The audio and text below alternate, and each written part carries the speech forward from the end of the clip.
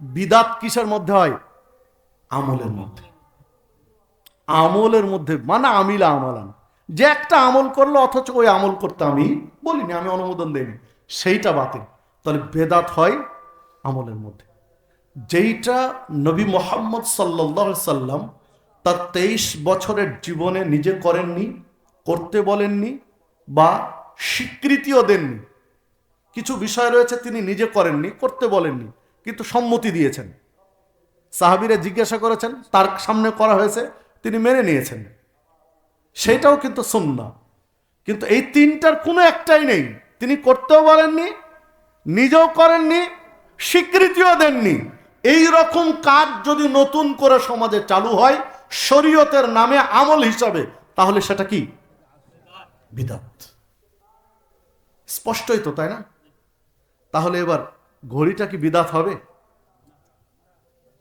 কারণ এটা আমল নয়। এই ঘড়ি নেকির জন্য কেউ পড়ে না। মাইকে ওয়াজটা কি বিদআত হবে? কারণ এটা কোনো আমল নয়। লাইট, ইলেকট্রিসিটি, এটা কি বিদআত হবে? চশমাটা কি বিদআত হবে? মোবাইলটা কি বিদআত হবে? এই টিস্যু ব্যবহার করা কি বিদআত হবে? বোতলজাত পানি পান করা কি বিদআত হবে? কেউ যদি বলে যে এটা তো রাসূলের যুগে ছিল না, টিস্যু তো রাসূলের যুগে ছিল না, আপনি ব্যবহার করছেন, নতুন আবিষ্কৃত বিধায় এটাও বিদআত, কেউ তো বলতেই পারে। ঘড়ি রাসূলের যুগে ছিল না, আপনি ব্যবহার করছেন, এটা বিদআত। মাইকে ওয়াজ করেননি, আপনি করছেন, এটা বিদআত। ইলেকট্রিসিটি জ্বলছে, এটা ছিল না, এটা বিদআত। এই যে ক্যামেরায়, এগুলো ক্যামেরায় ধারণ করা হচ্ছে, ভিডিও করা হচ্ছে, এটা ছিল না, এগুলো বিদআত। উত্তর কিন্তু সহজ। যে ব্যক্তি এগুলোকে বিদআত বলবেন, দুইটা কারণ হতে পারে। এক, ওই ব্যক্তি বিদআত কি জিনিস বুঝে না, বিদআত সম্পর্কে তার সুস্পষ্ট জ্ঞান নেই। দ্বিতীয়, ওই ব্যক্তি গোঁড়ামি করে, জিদ করে, হঠকারিতা করে, ঘাট তেড়ামি করে কথা বলছে, বুঝে তারপরে বলছে। আলেম ওলামায় কথা বলে কিসের জন্য? হিংসায়, ঘাট তেড়ামি করে, জনগণকে খেপিয়ে তোলার জন্য এসব কথা বলে।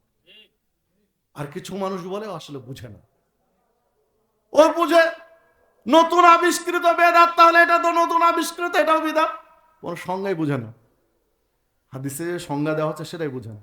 আর আলেম ওলামা যেটা বলে, এটা ঘাট তাড়ামি করে, মানুষকে উস্কিয়ে দেয়, মানুষকে উস্কিয়ে দিয়ে একটা বিশৃঙ্খল পরিবেশ তৈরি করার জন্য লোকটি বলে। সম্মানিত উপস্থিতি, যদি গভীরে যায়, বিদআত নিয়ে স্পষ্ট আলোচনা গভীরে করতে যায়, পড়াশোনা করে, আশা করি ওই লোকটি বুঝতে কোনো বাকি থাকবে না। দেখুন, বিদআত করলে ক্ষতি কি, বিদআত করলে কি অপরাধ হবে? জানা অপরাধ। কুল্লু বিদআতিন দালালা ওয়া কুল্লু দালালাতিন ফিন্নার। প্রত্যেকটা বিদআতের পরিণাম ভ্রষ্টতা, প্রত্যেকটা বিদআতের শেষ ঠিকানা জাহান্নাম।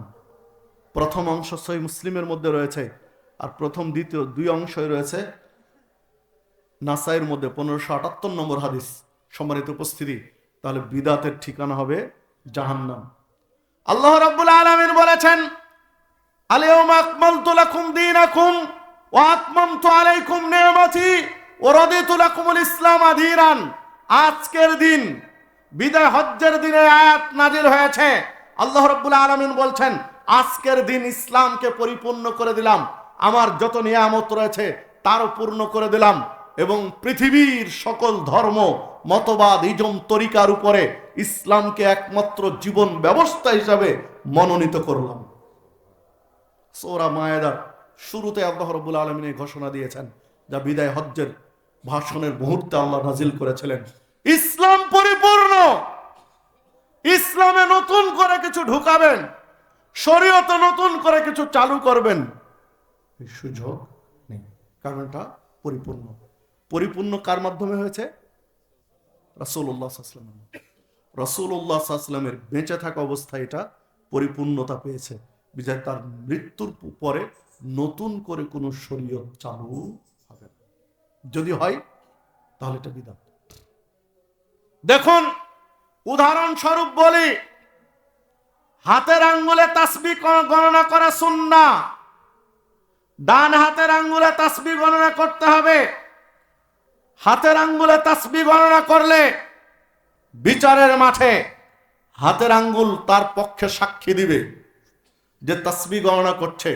সুবহানাল্লাহ, আলহামদুলিল্লাহ, আল্লাহু আকবার, এই তাসবিহগুলো যে গণনা করছে হাতের আঙ্গুলে, বিচারের মাঠে প্রত্যেকটা আঙ্গুল তার পক্ষে সাক্ষী দিবে। তাসবিহ দানা দিয়ে তাসবিহ গণনা করা বিদআত, কারণ এটা একটা আমল। তাসবিহ পাঠ করা এটা কি আমল, এর মাধ্যমে কি হয়? নেকি হয়। বিধায় এটা হাতের আঙ্গুলে বলেছেন এটাই গুনতে হবে। বিকল্প আপনি আরেকটা রাস্তা বের করলেন, তাসবিহ দানা। এই তাসবিহ দানা দিয়ে যদি গণেন তখন হবে বিদআত। বলতে পারেন বয়স বেশি হয়ে গেছে, স্মৃতি শক্তি কমে গেছে, মনে রাখতে পারি না। আপনি যতই অজুহাত খাড়া করেন না কেন, ইসলামে সব অজুহাত চলবে না। কারণ সাহাবীদেরও বয়স বেড়েছিল, তারাও মুরব্বী হয়েছেন, তাদেরও স্মৃতিশক্তি কমেছে বার্ধক্যজনিত কারণে, কিন্তু তার বিকল্প কোনো রাস্তা খুঁজেননি।